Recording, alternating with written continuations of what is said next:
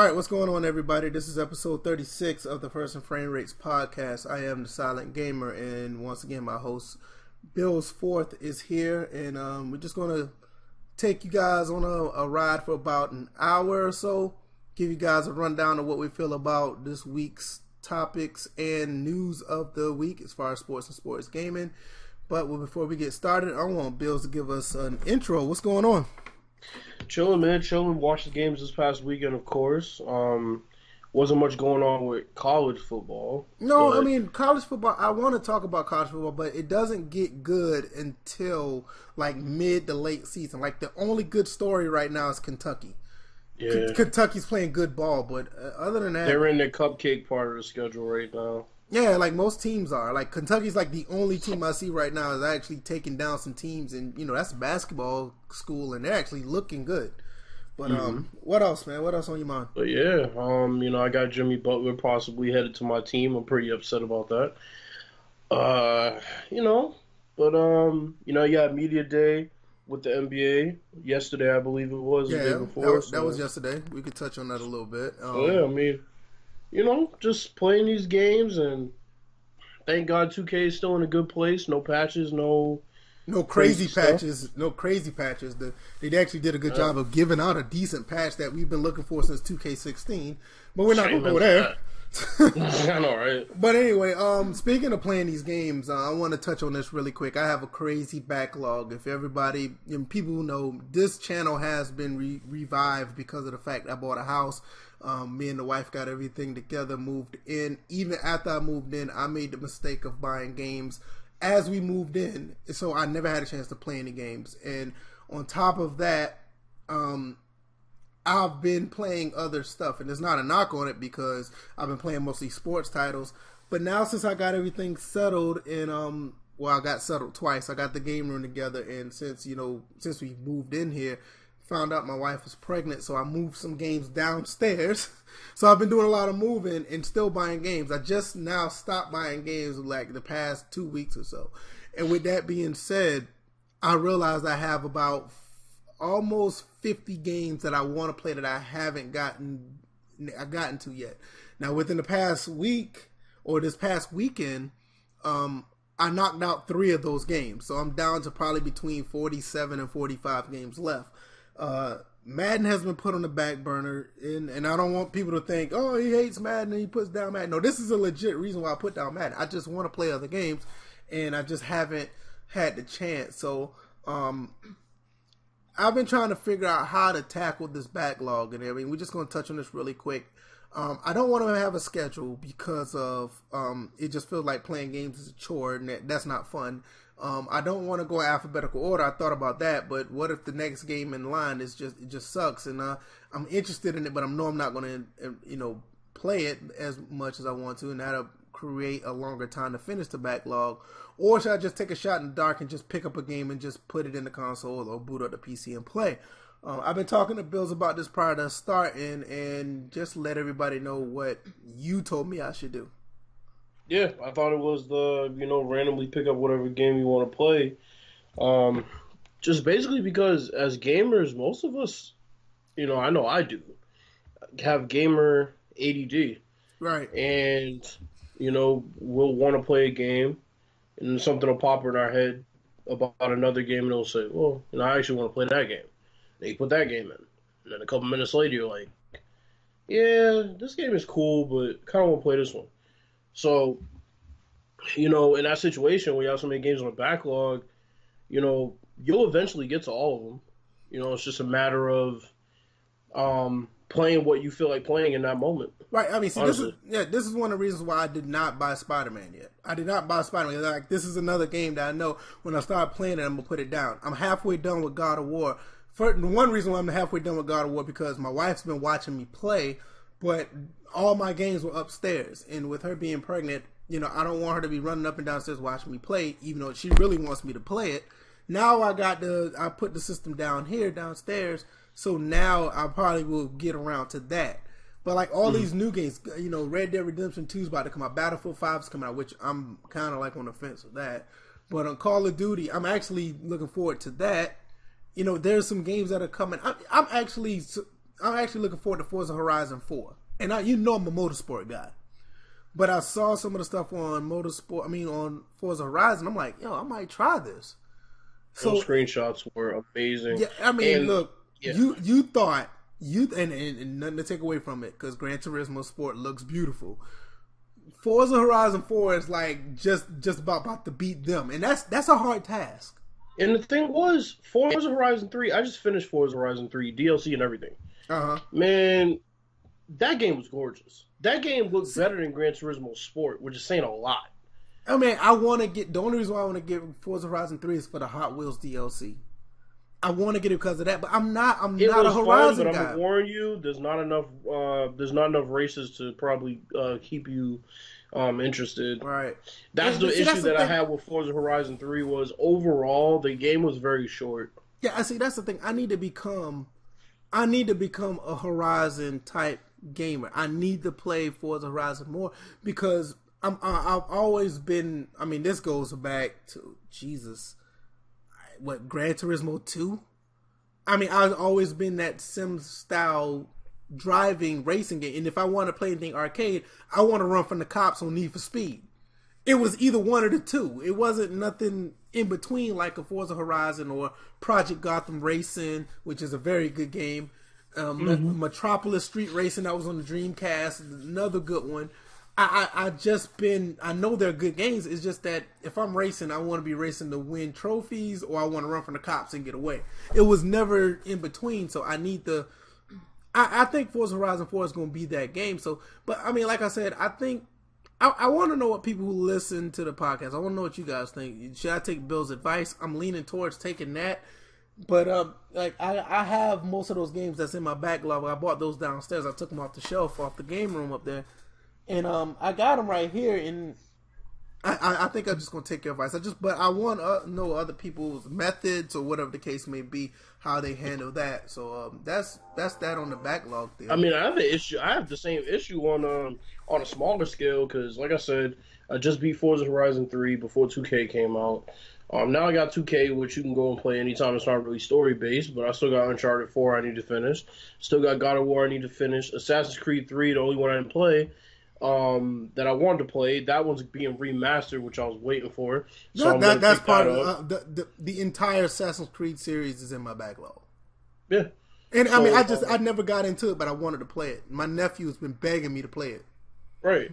I mean, you got Red Dead coming out. Obviously, you got Call of Duty, which I never really played a campaign, but that's gonna suck up a lot of my time. I'm actually surprised you haven't played a campaign in Call of Duty. Those things are great. No, not a campaign, but I'm saying I'm not gonna play that one. I haven't played one since I want to say Black Ops. Okay, if you played from Black Ops back, okay, I get it. Because I mean, after Black Ops 2, the campaigns has been ho hum. The campaigns prior to that were like great. I mean, even Call of Duty 2. On the 360 was like a really good campaign. Yeah, I mean, I played the Battlefield 4 campaign. I played the Bad Company 2, which, man, that campaign. That's a good one. That's a good one. That one and Medal of Honor, the one from 2010, is another good one. I was wishing they had one in Rainbow Six Siege. I was wishing they had some type of campaign. The way that game plays and the mechanics of that game and what you do in that game, I think they could have came up with a real good storyline for it. And another one that a lot of people don't look at, and I understand why, Battlefield Hardline has a very good campaign as well. I think that's way better than the multiplayer. And the multiplayer was fun. So, definitely. What we're going to jump to next? After backlogs, we're going to talk about. Oh goodness, what was that I wanted to talk about? Shoot. Man, I just jumped off. It just jumped off the cliff. I just forgot it that quick. See, we just tried. See, that just showed you. That just showed you we just do things off the cuff. We don't even remember. Homeboy from Clemson. Yeah, I want to talk about Kelly Bryant. I want to talk about that. Oh Jesus, I forgot what else we was going to talk about. Because I want to jump on that when we get to sports. Dang. Whatever. You just want to go. The Fortnite thing? That's what it was. The crossplay thing. We didn't even talk about it in the beginning, but still, whatever. Mm-hmm. This happened today. Matter of fact, two good things happened today, but I'm not even going to talk about the Nintendo Switch stuff. I know people just going to jump off the cliff, but yes, you can get your saves. You can get your saves after 180 days if you unsubscribe from Switch Online. That's a good thing. I don't have an issue with that, and that's the end of that. Anyway, crossplay across PlayStation, Xbox One, and Nintendo Switch, also PC. It's a big thing. They're starting with Fortnite, like you said, the Fortnite thing, and it's just I think it's going to expand to the point where we're going to get like matches between people against on Xbox on Battlefield 5, the Red Dead Redemption Online. I can see it happening with I think the Call of Duty Battle Royale was perfect for crossplay. In other games to come, racing games. Let's say, for instance, if Project Cars come out with another game, or Assetto Corsa comes out with another game, and you can do those type of crossplay things. NBA 2K, obviously, Madden, and that'd be great. Yep. I just think it's a good thing. It's about time Sony started listening, because people have been wanting crossplay ever since it was announced, and Sony dug their heels in and said they didn't want to do it. But the power of players, powers of gamers, always win when you really speak out and voice your opinion. Save 65 crew, if you convince people to actually lend their voices out in a more persuasive manner, you can probably get things done. But there ain't no reason to beat that dead horse. But things change when gamers decide to unite, and this is one of the things that has happened, and it's a great thing for gamers overall. Any thoughts you have? No, I think it's great, especially for shooters. We have a situation where if you got Battlefield 5 on the Xbox and I got Battlefield 5 on the PS4, we will be able to eventually play together. And, of course, there's the small issue of all these people that like to have these console wars and talk about, this side is a better side for gamers, this side is a better side for gamers. Well, this might be a possibility to show which side is better. But see, this is the problem with fanboys. Fanboys talk about how good the console is, which console is better. Let's talk about those gaming skills. You go get your Xbox dudes who go up against the PlayStation 4 guys, and I want to see how well y'all do when y'all play Battlefield together. I would, know what? I would love. You know what? This will expose a lot of people. I would love to see, and I doubt it if it happened because the game's so old. I would love to see them do this with Battlefield 4, because that game is perfect for this. I would love, definitely, and this will make people will run from Insurgency once Insurgency comes on console, because it's supposed to come on console next year. People are going to run from that game if they have that type of interaction with people. That game is no frills. Yeah, Fortnite is another one that's uber like crazy competitive. Yes, that would be interesting to see, especially if somebody was to stream it. If you get two pro gamers that play on console and they were going to stream it, it would be interesting. Yeah, I mean, these games, those type of games, even though that is whimsical and funny, that off brand that Fortnite is, it does take a lot of skill to play. But it takes skill with the controller or the mouse and keyboard, how well you were good at your finger hand-eye coordination skills with Fortnite. I mean, like a game like Battlefield it takes some hand-eye coordination. But you need to be tactical. You need to know what you're doing. You need some brains. And I'm gonna be honest, a lot of fanboys don't have brains. They don't. No, of course not. When you got these situations where, especially another good thing is, I was just thinking the other day about how much it sucks. You created a My Player, I got a My Player. Hopefully they add it soon to 2K19 so we can play on Park together too. Yeah, I mean, the Fortnite people from Epic Games basically exposed this. They're the ones that said that they can do crossplay with the flip of a switch. It takes nothing for them to do it, because it's not necessarily the consoles is the problem. It's the people behind the scenes that are running these games with these servers. Because if Fortnite on Xbox One and Fortnite on PS4, they're playing online, it's all going to the same server that the Fortnite guys are running. It's not the PlayStation thing. It just blocks them because it's PlayStation Network, Xbox Live. That's the only thing that's blocking it. It's not necessarily the servers that Fortnite is running. Right. I mean, proof of that is it's not like 2K servers are better on Xbox and PS4. They're ass on both. Yeah, Well, they were ass the on actual both sides. the actual 2K servers is the problem. Right. It's not, so it's nothing for these companies to do it. They just need to get the go ahead from. That's why Sony's been the one to saying, PlayStation's the best place to play, and it's like, that's not the point. You're alienating your gamers from other gamers. People are gonna flock to your console regardless. People are going to flock to the console they want regardless. It doesn't matter if it's crossplay or not. It's just the fact that these gamers want that incentive to play with other people who happen to have these other consoles. And I think at the end of the day, I mean, fanboys aside, us gamers just want a game with our friends. Just like you. You have a PS4. I have a PS4, but you have NBA 2K19 on Xbox One X because you know that the game is graphically and it performs, for the most part, it performs better on the X. Or like any other game, Madden, or any other game that comes out, the third-party games perform better on the X. So it's like, okay, I want to play with you, and you have a PS4, let's do it. It has nothing to do with, oh man, I don't want to mess with him. He's an Xbox guy. I mean, that's the stuff that the fanboys deal with. The people with brains are the ones that's like, look, man, I want to play with my homie. He decided to get an Xbox, but there's no difference in the actual game, honestly. Just flip the switch and let us play, so I don't have to go buy this other $500 console. Because, like I said, for Sony or like any other company, it hurts gamers because they just want to play. For the most part, they don't care where they play on. Yeah, and it's something that could really bring the community together. Like I said, when you come online and you start playing with these people on, Battlefield and all these other shooters and strategy games and playing Park and Pro-Am or whatever it may be, it's a good opportunity to bring the community together. You don't have to have this war of Xbox versus PS4 or Xbox versus PlayStation, I should say. It would just be, I met a lot of cool people. Yes, they have this console. No, it doesn't matter. We can still play together. Yeah, we still. I was gonna say. Like I said, I found some great dudes to play on the Park or NBA 2K on PS4. I have live on Xbox.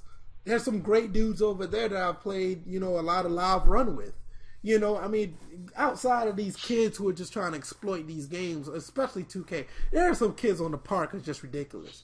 And absolutely. You can find like 3 or 4 guys to run with that just want a ball. It's cool. And I found some guys like that. Live, definitely, they have no choice. They got to have friends over there. Not the game, but they have no choice. They got to stick together over there. But when they do stick together, it's a beautiful thing to play with people who aren't trying to be funny. Absolutely. And like, say, for instance, like, I know some guys here, whatever the case may be. I know a homeboy over here who just won a ball on PlayStation. Let's go ahead and get him, and we all can play together across the consoles. And it just unites gamers. And at the end of the day, these companies would want for their players to unite and want to just game because especially with Red Dead coming out. Yeah, that too. In Battlefield and Call of Duty, and like I said, and GTA Online, which is still huge. Let me tell you something right now. If GTA, but see, I think it'd be brilliant for GTA to do it. But I'm gonna tell you right now, Bills. If GTA do crossplay with their online service, it is what now 2018. We probably won't see a GTA 6 to probably like 2023. I'm dead serious. Yeah, I can imagine that. Because you got to think about it. This game's been out since 2013. And people are still on it heavy. And not only that, Bills, it's not that people are not just on it. This game still be in the top 10, top 15 every month in NPD sales. 5 years later, the game is that game seriously has to be in consideration for the greatest video game of all time, based on success. Absolutely, gotta be. And like I said, if they do crossplay and let these people go on crossplay with PC, because even though the game runs better on PC, it's not that big of a difference. No one with GTA 5, no one necessarily gets an advantage for playing together. I played on PC and PS3 and PS4. It's not that big of an advantage. PC obviously looks better, but like I said, it's not like that. So if they decide to do crossplay with that particular game, you can kiss GTA 6 goodbye. Could you imagine all the shit that people will be doing across crossplay on that game that they're not doing now? It'd be insane. So I mean, I would love it, but just don't worry about Don't worry about another Grand Theft Auto in general for the next probably 4 or 5 years.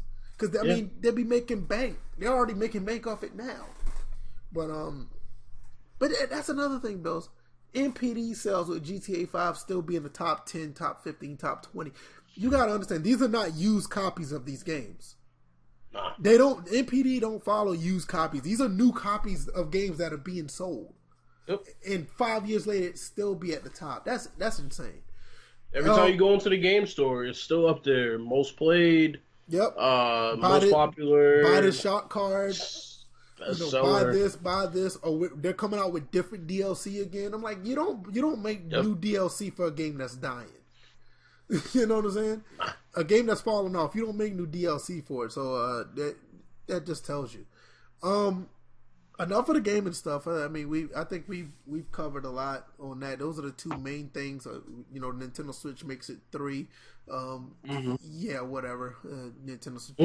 People love Nintendo Switch. I'm not knocking it, but to me, it's just I keep saying that it's for me because my son is on the way, and I'll have more time to be with my child, and I need something to play. So as a handheld, it's on the go. Man, look, I bought an entertainment. I had room in my bedroom, so I bought an entertainment system down from the game room, and I bought like 4 or 5 of my consoles. I got the bassinet on the side for the baby. I don't think I'm gonna need a Switch. You know, I mean, I don't think I bought my PC down. I'm about to put a desk over here in this corner, right on the other side of the corner where the entertainment system. I'm good. And the main thing is, Crystal's good with it because Crystal's like, look, I don't like it when you're upstairs all the time. It was cool, but once she found out I was pregnant, not me, but once she found out she was pregnant, she was like, look, I'm tired of calling your name. So it was like, I was like, it's because what I was going to do, I was going to put a bed upstairs, which I'm still going to do. I'm going to put a couch and a bed, and I'm going to do all that up there, but it's like, why don't I just bring the stuff down here instead of trying to bring it up there? And then her right now, she's at 6 months, 8, 9 months. I mean, that'd be stupid for me to have her going upstairs like that. It's like, bring the stuff down here. So right. So I mean, most of my stuff up there, I got 5 of my consoles down here in the PC. That leads with 12 other consoles upstairs. Jesus. This is ridiculous, man. One day I need to do an update on a tour of the room. And, I need to do that. It's pretty cool. But anyway, let's talk about some sports, real life sports. I know you've been talking about this Jimmy Butler thing. I want you to go ahead and vent about Jimmy Butler. This whole situation about him at the Timberwolves. Knew at the end of the day it was a bad idea. My Bulls won the trade. Yes, we got the better deal of the trade, I believe, because Jimmy Butler is Jimmy Butler. And I love my baby Bulls. We'll talk about that once the season starts. And but let's talk about Jimmy Butler, man. Let's how you feel? How you really feeling about that? I mean, first let's go back to the trade. All right. Okay. Now, folks don't really know this. They might look at it and they say, "Well, you got a superstar 2-guard, and he's a great 2-way player." But let's actually look at this. Okay, the Timberwolves basically gave up their young core of players that they had gotten after Wiggins and Karl Anthony Towns. Gave up Levine, gave up Chris Dunn. Lauri Markkanen would have been on their team if they had that draft pick. And that kid's looking good right now. I like him. I like him right now. Like right now, like his first year, he's like beating Steph Curry as most threes in a season. Not thinking like most threes in a certain amount of games or something like that. I mean, he's really good. He's like 6'11". So, but and now, after you do that, you're not even going to have him going into the season. Right. You got one season out of him. Not even one season. He got injured. You don't even have one season out of him. He's a diva. He's the type of guy that wants touches and he wants the ball in his hands, but he doesn't want any type of responsibility. He's like a little Marcus Aldridge on the wing. He thinks he's this crazy superstar, but folks forget when IT's sister died in that car crash, the Bulls were up 2-0. Yeah. Okay? Yeah. 2-0. And Jimmy Butler was doing nothing to contribute to that, really. It was Wade and it was Rondo. Yeah, now I'm about to say, you know who the guy who's that guy was Rondo. He was that guy in the playoffs. Come Rondo always balls. Yeah, I mean, look what he did with the Pelicans. Yeah, look what he did with the Pelicans. You know, he always balled. Yeah. So Rondo came and showed out. Wade played well. I don't know what happened. Rondo dislocated his finger or hurt his wrist or broke his hand. Something. Yeah. He missed the remainder of the series. These dudes lost 4-2. Where was Jimmy Butler at? Where was the superstar at? Oh, he's nowhere to be found. Oh, okay. So now I'm hearing that the Heat are the top team in the running to get this clown. For what? Now, I understand Dion Waiters came into camp overweight. That's to be expected. He had weight problems at Syracuse. But that's not his position, though. And that's also not... Well, he plays the 2. Jimmy Butler... Oh, yeah, I forgot Jimmy Butler plays the 2. I don't know why they thought he played the 3. Yes, I mean, it's going to be overloaded the 2 position. How many 2s do we need? Wayne Ellington, he'll probably get traded. But then you got Josh Richardson, who can play the 2. Tyler Johnson, who can play the 2. Dwayne Wade, who can play the 2. Dion Waiters, who was supposed to be one of our better players. It's like, what are we giving up to get this clown? He might not even re-sign here. I don't get it. I don't like it. I don't like him. I hate this whole situation. People were trying to, oh, Jimmy Butler's good. He's really good. Yeah, he's really good when he has no type of responsibility. Look at when he played with Wade and Noah. Nobody paid attention to him. I mean, even look when Derrick Rose was healthy and him and Derrick Rose played. I mean, clearly he wasn't even trying to. The only reason why he tried to start to take over because he knew Derrick Rose was declining after injury. If Derrick Rose never got injured, we would have probably saw a guy who was constantly just trying to sit back and try to just dictate instead of trying to actually ball. People are coming to the defense of Jimmy Butler and rashing Cat and Wiggins, talking about, oh, they haven't gotten any better. Well, for 2 guys that made up a team of young players that was supposed to be the next up-and-coming team in the league, how do you call them soft and, oh, they haven't improved? Like, well, when you're not touching the ball, Andrew Wiggins, when you're not touching the ball, Cat, how can you improve? Right. I think Wiggins... I think Wiggins is being held back because of this. I think, I mean, and there's a little bit, you can make a case that his play hasn't been stellar, but clearly you can tell, like, most players do well when they have the ball in their hand. So it's like, yeah, you can make a case for that, but it's not like he had every opportunity to be excellent, you know? So I totally get it. So it's like, I think that it's a good move to move on from him, even though the owner or the GM or something like that trying to refute it. I think they just need to go ahead and cut bait because the way Jimmy Butler's game is not suited for the guys on that team. Yeah, I mean, to me, I just it's just not suited. So I think need to. It's crazy to me. It's like I like him as a perimeter defender. But when you start trying to look at this dude like he's a superstar or can be the best player on a team that goes far in the playoffs, I just don't see it. He had the opportunity to be that, and we saw what happens. Well, I mean, let's not kid ourselves. He didn't have the opportunity when he got to Minnesota. He had the opportunity of that when he was in Chicago, and Chicago knew what was going on. That's why they traded him. So it's not like this is a problem that happened, you know, once he got to Minnesota. I mean, I'm a Bulls fan. I saw it myself. I know. You know, it's not. I don't have nothing against Jimmy Butler, but I mean, the proof is in the pudding.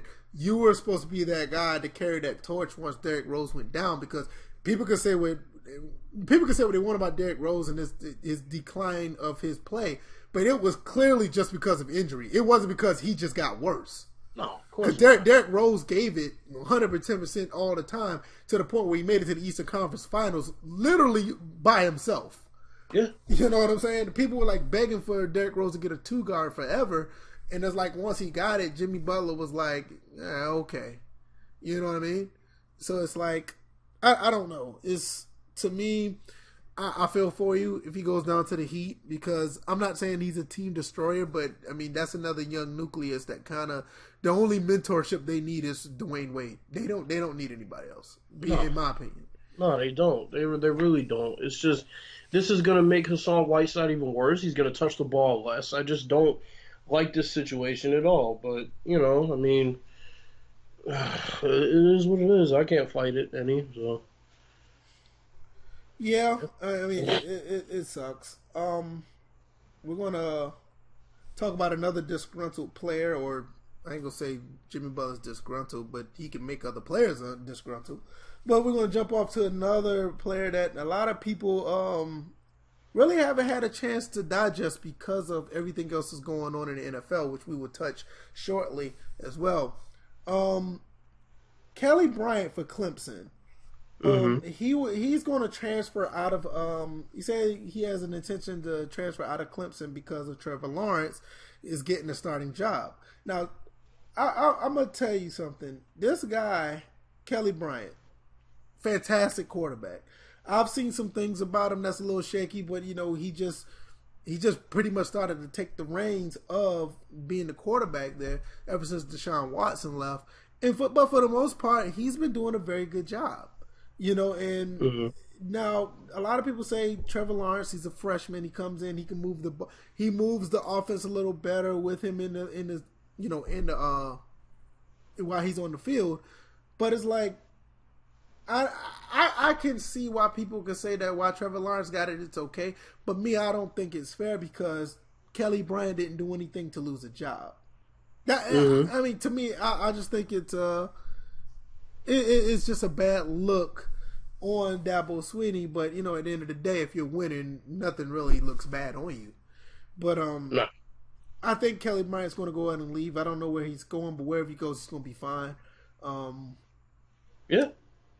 To me, it's just I don't know. To me, I just think it just felt like it was kind of it's just kind of messed up because I like Kelly Bryant's game. I really thought he was he was able to really lead that team to a national title. Not saying that Trevor Lawrence can't, but if you have a player that's just not doing anything, they're not doing anything wrong, I don't see where the issue is to where Trevor Lawrence takes the job.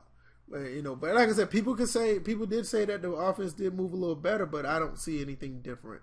Yeah, we're seeing some turnover with quarterbacks across the country this year. I mean, obviously you had the Notre Dame quarterback who wasn't playing too bad, but now they put in, the other guy. And, I don't really know the names of these dudes. I just kind of watch the games. No, it's funny because I'm a Notre Dame fan, too, and I still haven't. Yeah, you can sit here and you look at Alabama, what they're doing. I mean, Tua took the job. And I understand, I don't understand why Nick Saban is still trying to run this two-quarterback system. I never was a fan of Jalen Hurts being a quarterback. Yeah, I never was a fan really, of that. truly has a soft spot for Jalen Hurts. Yeah. And the issue is that when you have a soft spot for Jalen Hurts, but Tua is clearly the better quarterback, it's kind of a catch-22 in that situation. Does Jalen Hurts have hands? Because Alabama can use a big receiver. And I mean, he's going to be a receiver if he goes to the NFL. I'll tell you that much. Yeah, but that's it. Kelly. I'm about to say Kelly Bryant. Jalen Hurts can't throw the ball.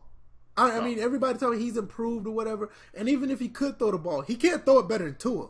One deep ball every 4 weeks doesn't mean shit. I mean, Tua can throw a deep ball every 4 seconds. That's what I'm saying. So it's like, you know what I'm saying? I mean, Alabama receivers are, as far as size go, they're like average size receivers. Jalen Hurts is a 6'2", almost 6'3", body mass. Mm-hmm. Just put him in receiver and then stop it. Georgia, somewhat has. I mean, I don't think Justin Fields is ready. He does show some promise, but Jake Fromm is just clearly the better quarterback right now. Yes. So I mean those two, that you have an issue there. Justin Fields is patiently waiting, and I think the thing now is I think a lot of coaches are starting to realize it's like, these players are not going to sit behind other quarterbacks. So what they do is they make them go out and compete every week. And they compete against each other every week in practice. And if you do good, you're going to get the start. Kind of what happened, I think that's probably what happened here with the Clemson thing. Because if you look at the stats right now, Bryant is 36 for 54 for 461, 2 touchdowns, 1 interception. Lawrence is 39 of 60 with 600 yards, 9 touchdowns, 2 interceptions. Now, you look at the touchdowns, I can see where that's going, where he made more touchdowns, he threw him for more touchdowns, so I can see where people will be like, okay, that's the reason why to put him in. But I can probably see where it probably happened in practice, because if you look at Dabo Swinney's pedigree, that's the way he does it. If you're not doing good in practice, if you don't go hard in practice, you're not going to play. Dabo Swinney is an understudy of Nick Saban. Nick Saban does the same thing. If you're not good in practice, you're not going to play. You know, I mean, that's just how it's always been. So I can see where it's going, and I think other coaches are starting to feed off of that. You see with Nick Saban, you had not Will Muschamp, but the coach for Georgia, Kirby Smart. Mm-hmm. He was an understudy of Nick Saban, and he's doing the same thing now. Justin Fields, number one dual threat in the country as far as dual threat quarterback, he just can't pull the reins away from Jake Fromm, and I understand why. Jake Fromm right now is looking really good. You got like 4 or 5 quarterbacks that are actually coming out of college. Now, I don't think, Fromm is not coming out of college, he's only a sophomore, but you got a very good quarterback play across the board in college in just about every single conference. This is the first time I've seen this in a long time. So, like I said, it as far as college go, the Kelly Bryant situation is unfortunate because he's a good quarterback. I would like to see him go to honestly, I would like to see him go to an ACC team and just light it up. You know, I mean, Florida State could really use a quarterback right now. Man, I don't think quarterback even. That's true. That's true. I mean, that's true. They have more problems than the quarterback, but then you come to think about it, he might not need to go there. No, that could only ruin things. Yeah, he might not need to go there. He might need to just go to the Big Ten or something. Kind of think about it. There's been a history of players that are really good transferring and going to other schools that need a little bit of help where they think they can shine and it doesn't turn out so well. Yeah, but you know what? A team that actually did good after the Notre Dame game? Michigan is starting to look really good right now. Look, Kelly Bryant could go to Michigan or Michigan State and be badass right now. Like, I don't think he'll play right away, but you see what I'm saying. I mean, he'll probably sit out for the rest of this year. But he can go to Michigan or Michigan, especially Michigan State. Michigan State is that offense that they run, like, is brilliant for quarterbacks. I mean, look at... Yeah, sad Denard Robinson was the last good quarterback they had. Yeah, no, he got injured and couldn't even run. He went to Michigan. I was talking about Michigan State. Oh, no, I heard you say Michigan. Yeah. I mean, no, as far as Michigan, it'd be good for that, too, because, you know, Harbaugh does pretty good with quarterbacks, but that hasn't happened since Andrew Luck. But anyway, but you look at Michigan State. I remember way back. I mean, it's probably right before you even remember. I remember Jeff Smoker was a good quarterback at Michigan State. You had Kirk Cousins was there. The guy before Kirk Cousins. Drew Stanton played. Yeah, that's what I'm saying. Drew Stanton was pretty good there. That's what I'm saying. I'm like, if he go to Michigan State, I think he'd be fine. Mm-hmm. You know, I think he'd be fine better off than at Michigan, but either one of those would be great. You might want to start talking. But let's talk about some NFL before we go, because, I mean, college, there's no reason to talk about any college scores. Still a bunch of cupcakes. Shout out to Kentucky. They're doing good. But outside of that, NFL, give us a couple games on your end that actually surprised you. Jesus Christ, Minnesota. What I ain't even gonna say. I'm not even gonna say Minnesota surprised me. It was more of a Buffalo thing on my end. That's what I'm saying. Like, good Lord. I mean, I told everybody Josh Allen wasn't that bad, but shit, Minnesota didn't do much to get in his way. Josh Allen, that preseason game Josh Allen played when me and you were talking about, I was like, oh my God, we said this on a prior podcast. I was like, look, this guy can have a start like how Peyton Manning started when he first got into the league. Because that's how bad that preseason game was. Now, we never said that Josh Allen was a bad quarterback. No. We just thought with the team that he has, he's going to go through growing pains. And we said it's going to be must-watch TV for the good and the bad. Yeah, and I mean, just because of that team he had, he didn't have any assets to really deal with outside of Shady McCoy. Which, you know, but I will say, Josh Allen kind of proved us wrong a little bit. He looked pretty good, and the defense played pretty well. So I mean, I don't have anything to say. Did you see that hurdle? No, I missed it. I missed it because I didn't watch the game. Man, he hurdled a defender like he was Todd Gurley or something, bro. Hold on. You talking about Josh Allen? Swear to God, yeah. I'm gonna have to look that clip up once this podcast is over. He was balling. The defense was balling. I think that Vontae Davis thing was definitely a wake up call for him. Maybe they realize how much they actually do suck. Somebody retired at halftime. I really didn't want to talk about that guy, but seriously, you really couldn't wait till the game was over. I mean, bro, y'all suck. Yeah, I played football. I played football before, but I would have never done that. But I mean, hey, it's the first time for everything. Somebody could, Well, but still, congratulations to the Bills. They played pretty well. They did good. They went into Minnesota and they slapped Minnesota around. No, I mean, there's no game that really surprised me. I am, as everybody knows, I am a Falcons fan, and I wouldn't know we lost to the Saints. And I mean, people are like rubbing it in Falcon fans' face. I get it. Big rivalry, Saints, Falcons, I get it. Right. But I'm going to tell you this. If I tell you that Matt Ryan, first of all, I ain't even going to go with Matt Ryan. Drew Brees get the ball first in overtime. What the fuck you expect? Exactly. Let's be honest.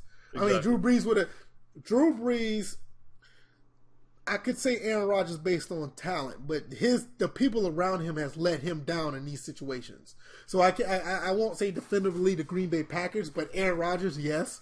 Tom Brady, and even in some cases, you can say this for Matt Ryan. Mm-hmm. You give these guys the ball in a clutch situation like this, yep. they're gonna perform. I mean, you got other quarterbacks. Ben would do it. I mean, Phillip Rivers could do it. If Brady, A-Rod. Right. They're going to do it. So what do you expect? But, I mean, if you say with Matt Ryan is going to throw 5 touchdowns in a game, they're going to lose. I mean, nobody's betting against that. And honestly, I'm actually surprised that, once again, they took the clipboard from Sark and these guys actually played some good ball throughout. I mean, there were no crazy plays. I mean, Calvin really got off. He threw for he caught like 176 and, I mean, they actually played good. I can accept the loss like this against the Saints. I honestly can. You never want to. Yeah, I mean, Matt Ryan played as well as he possibly could. Yeah, I mean, what else could you expect? I mean, he did everything. He never got back on the field in overtime. Drew Brees got the ball first. Drew Brees is going to do this against 99.999% of the teams in the league if you give him the ball first in overtime. And Kamara is Kamara. That kid is just. I will say this. This is like the first game I can say Alvin Kamara got off against the Falcons because, I mean, he did his thing. And I'm not saying it is or not because he does this to all other teams. But this is one of the good times that he's done that. Michael Thomas, he come off late. He had like 100 yards receiving. Yeah. I mean, all around, I mean, both defenses suck. And I can say, and I'm gonna say this, I can say that Falcons suck due to injury. I mean, we just lost another safety. Both our starting safeties are out for the season. Keanu Neal's out with a torn ACL. I forgot the other safety because I'm not good with names. Poole. Yeah, Bryant Poole's out with a torn Achilles. They're not coming back for the rest of the year. Deion Jones is supposed to come out like week 11 with a bad leg or something like that. Those 3 guys. And I'm not even going to talk about Vic Beasley. I ain't that guy. Whatever. Vic Beasley's just been a disappointment overall. But oh man. I mean, see, the thing with Vic Beasley, Tech McKinley didn't play this game, so it's a lot of guys on defense didn't play. I mean, you had the Trufant, you had Rocky, and Robert Alford. That basically was it. And the injury bug has got the best of the Falcons. I get it. The Saints' defense is horrible. I don't care what nobody say. I mean, they let the Buccaneers put up 40 on them in week 1. They almost lost to the Browns, and now they gave up 37 to the Falcons. They suck.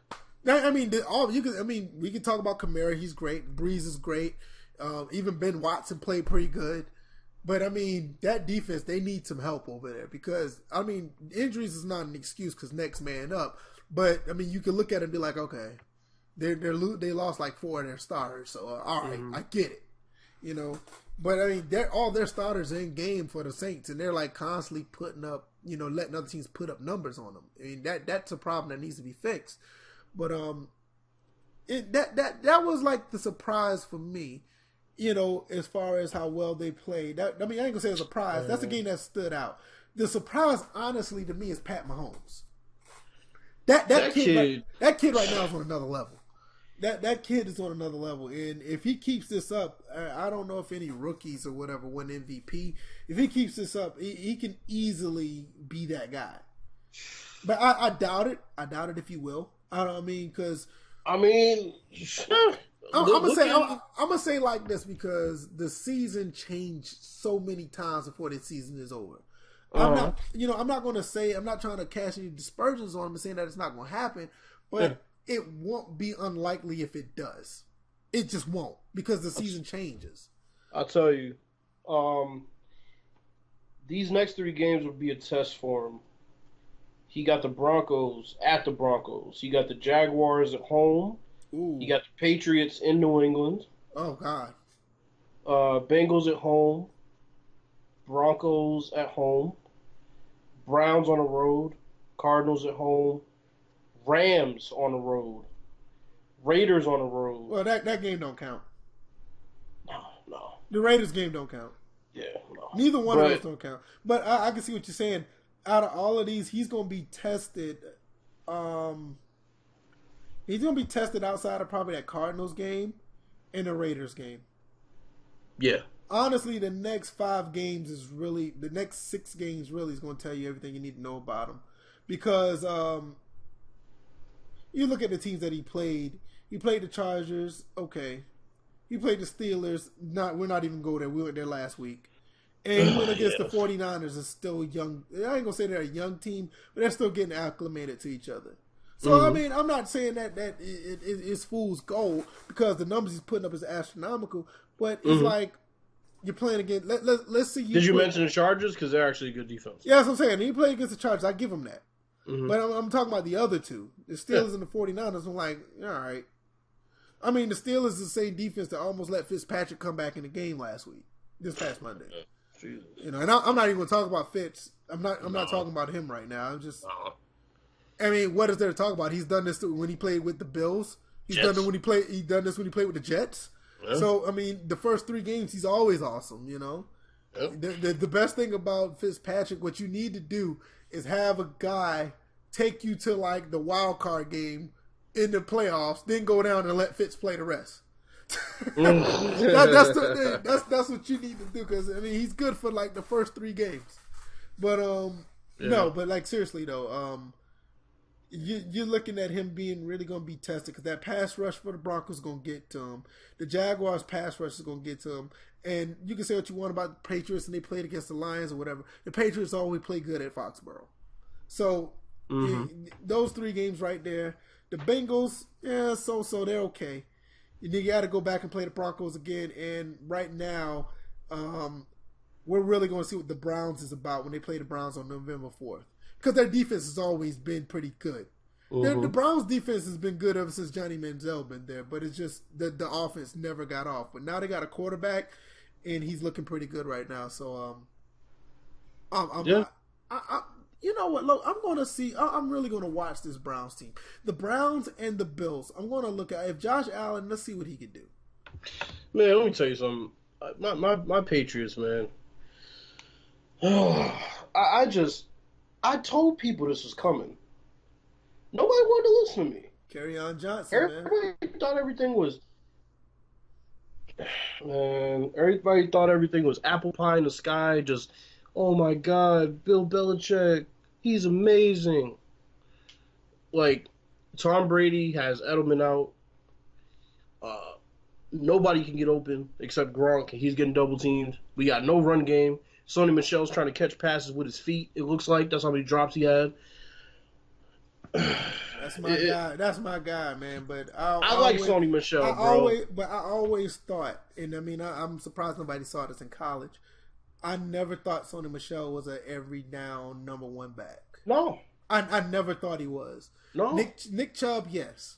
Nick Chubb gives you that because little do people know Nick Chubb is damn near like a shorter version of Todd Gurley. Basically, he was right behind Todd Gurley, so you already know what you're getting. So I can see him as a number 1 back, but Sony, I never saw Sony as a number 1. And what I've been trying to tell folks for the longest time is they can't see it from the outside looking in. When I say we're stagnant, people don't get what I mean. We have been at the top of the NFL for the longest time. We have not gotten better. We've remained stagnant. The league has caught up with us. I think what the thing about the Patriots, and that's the thing that makes them so successful, they've been interchanging for the past 10, 15 years. Mm-hmm. They haven't necessarily gotten better to say, we're going to continue to push for the future. We're just going to basically sit with what we have, and whatever the formula continues to work, because we're going to keep interchanging these parts. Instead of just saying, just look at the Jimmy Garoppolo thing. Yeah. That whole thing right there just tells you what you need to know. It's like, Tom Brady's great. He's going to continue to be great. But there's going to come a time that Tom Brady just going to, he's going to retire. Yeah. Jimmy was perfect for that situation. Then you look at everything else, every other player that's on the Patriots, they haven't really set nothing up for the future for all those great guys who left. They just kept interchanging those parts. And the thing is, okay, if we left it up to Bill Belichick, we would have had no Gronk and kept Garoppolo this year. Yeah, that's true. He's off of his fucking rocker, dude. It's that simple. He has this ego. Okay, everybody thinks people get worse when they leave the Patriots. Chandler Jones leads the league in sacks since he was traded. Okay, so people need to stop with that. And look at our pass rush now; it's non-existent. Yeah, our secondary sucks. People talking about Malcolm Butler being statistically the worst cornerback in the league. That has nothing to do with him not playing in the Super Bowl last year. Hey, but man, because it's Bill Belichick, that kid you got that's the DB right now, Stephon Gilmore. He sucks because he went to South Carolina. Oh my god! I'm just gonna leave it at that. Gilmore's been balling for us. He's our only saving grace. Damn, all right, chicken. But when you got these Patriots fans talking about, well, of course we lost. Eric Rowe was out. Excuse me. Eric Rowe played the Super Bowl and was the reason we lost. Now you're going to tell me we lost because he didn't play? Miss me with that. Overall, I hate where the Patriots are right now, and the worst part about it is we're going to have Band-Aids put on the team, because when Edelman and Josh Gordon come back, everybody's going to think, oh, the Patriots are back, we'll be fine. It's not the case. This dynasty is coming to an end rapidly fast. Honestly, I think the saving grace is Tom Brady's mind and his arm. That's basically what it is. Because I don't see anything that's actually going to be something that you can continue to progress to get better. The more times you're going to try to continue to interchange parts, you're going to continue. Just like a car, it's going to break down eventually. Yeah, and that's what I mean by stagnant. That's what I mean by stagnant. It's like, how many times can you put a Band-Aid over an open wound? Right. I like this kid, Kerryon Johnson. I've liked this kid ever since. Oh, that kid's a monster. Yeah, I've liked him ever since he played the SEC championship against no, not the SEC championship. The game where Georgia got blown out by Auburn last year in Auburn. Mm-hmm. It was just a regular SEC game. That kid was nice in that game. Blew Georgia out like 40-10 or something like that. Now Georgia did get the redemption when they got back in the SEC championship, but a little to that. Roquan Smith pretty much hurt Kerryon Johnson with a nice looking hit in like the first or second quarter. But that let me tell you, we always said Matthew Stafford needed a running game. We both vouch that Saquon Barkley needed to go to the Lions, if anything. Yes. That's the thing that Matthew Stafford needed, because Matthew Stafford is phenomenal quarterback that just never really had the help outside of Calvin Johnson. Yeah. So with this running game, right now they're 1-2, but you can look at them maybe for the rest of the year, maybe next year. They could start making some moves, especially with that division itself. You're looking at the Packers, which we're going to talk about that before we leave, because we're done with the topics, but I want to talk about something else as far as the Packers go. Mm-hmm. You're looking at the Packers, they're on a decline. I don't care what anybody says. I love Aaron Rodgers. I love his talent. But that team, since Jordy Nelson left, it hasn't been the same. And Jordy Nelson's balling with the sorry-ass Raiders. That's another story. The Vikings are the Vikings. And the Bears, even with Khalil Mack is looking nice, that team is like 1 year away. Yeah. So the Lions do have a chance. I think next year and I know we're going to get ahead of ourselves with this, the Lions really need to look for another pass rusher or a lockdown corner or another receiver. Those are the two things they need to look for in the next year's draft.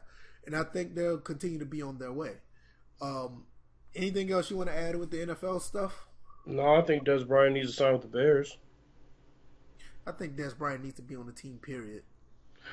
I get it. I definitely agree. There's no reason why he should. There's no reason why he's not on the team right now. Honestly, but that's a different subject for another day.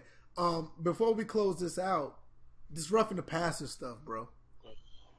The Packers are like getting decimated by a rule that was changed because of Aaron Rodgers. Man, Clay Matthews, I don't know how he held in his anger as much as he did in that. He looked like he wanted to punch somebody. Oh yeah, no doubt. I mean, not only that, I'm not even talking about Clay Matthews. You look at these other players. Wasn't it like some player that's on the Dolphins that tore his ACL trying to do it the right way? Mm-hmm. Yeah. I mean, this has gotten way out of hand. I mean, completely out of hand with this roughing the pass. And some of the stuff is not even roughing the pass. It's just, it's a regular tackle. And it just goes to show that the people making these rules have never played football a day in their life. Absolutely not. And the ones who have played football are just going along to get along because, I mean, it's just ridiculous that some of these guys are getting to the point where they're hurting themselves trying not to make a decent... It's like a guy, average guy, 250, 260 pounds, 6'1", 6'2". Going at full speed trying to take out a quarterback because most of these quarterbacks have quick releases. Last quarterback I remember that have a slow release that they're not playing no more. Tim Tebow and Brock Osweiler. You see where they are right now. Oh God! So all these other quarterbacks got a decent quick release. Mm-hmm. So you gotta if you get past that lineman or you get off that edge, you need to get to the quarterback as fast as possible because even if they don't see you, once they put that arm up, that ball could be going like that. Mm-hmm. So they're going to go full speed. And once they go full speed, you cannot tell a lineman or anybody on defense to stop on a dime and try to fall away that you don't put your weight on a guy. You're putting your weight into him as you make the tackle. That's tackling. You're taught to put your weight on an object when you're going to tackle them. So when they go down oh, go ahead. I was going to say, we spoke about this several times on the football field. If you're playing half speed or hesitating, that's how you get hurt. Not only that, that's the quickest way to get your ass on the bench because coach ain't going for that. Of course. You know what I'm saying? So, and if you're going half speed, it's going to show because everybody else going to fly by you. Mm-hmm. You try to go high speed while you're going up against a 300-pound lineman, you're going to get pancaked every single time. Mm-hmm. That lineman, that offensive lineman is going to eat you for lunch all day long. Yeah. So it's like, what are we supposed to do now? There's been rumblings that the committees are getting together to discuss this because once that guy tore his ACL and this thing going on with Clay Matthews, and it's becoming a problem, and they're starting to see that. So maybe some common sense will finally get back into this whole situation. It needs to, because it's getting bad. I really hope so. Yeah, it's getting terrible. So, anything else you want to add before we close it out? I mean, I think we covered everything. No, that's pretty much it. Yeah, we try to keep it around an hour. We try, like I said in the last episode, we're trying to condense the podcast, so we're just gonna hit the topics and voice our opinions because we don't want to drag it out too long. A lot of dead air, dead space. We want to just continue to get everybody on board as far as listening and being interactive and being engaged, especially being on board with me and Bills. I think we do a great job, and I appreciate everybody who continued to support. Also, we're going to be on SoundCloud within a day or so after this podcast goes up. So if you haven't already, go follow us on SoundCloud. I'm actually trying to put things in motion where you can download the podcast strictly off SoundCloud, so you don't even have to worry about using any data at that point. Just have to pull a few more strings to get that done. Also, we're also in the process of expanding the podcast on a different level. Still trying to talk to a few people trying to get that done. So just stay tuned, just stay focused, stay on point with us, and we'll stay on point with you as far as any updates or anything change. And once again, like I said, I can't appreciate you guys enough for listening. I'm done on my end. Bills, anything else you want to say before we close out? Nah, man, please, by all means, keep supporting the podcast. We do this for y'all. As always, you can submit any topics you want us to talk about, give feedback on anything we said on the podcast, and yeah, just make sure you share it with your friends. Yeah, definitely share it with everybody, with your friends, your family, grandma. Everybody can listen. I mean, we try to keep it friendly. Yeah. Whatever. But yeah, seriously though, yeah, just try to stay engaged. I'm also thinking of other ways to get our listeners interactive with us with the podcast as far as topics. Not only just going to ask, we may just put it out there on Twitter what you guys want to talk about, what you want us to talk about, and we'll just go from there. But like I said, there's a lot of things in the works right now, so we're not going to necessarily put everything out there. Just more expansion and more interaction. Basically, those are the two things that we're focused on. So, I don't have anything else. I'm just gonna go ahead and call it a day. Try to continue to knock this backlog out, and that's pretty much it. You guys be good. You guys take care. Peace. Peace.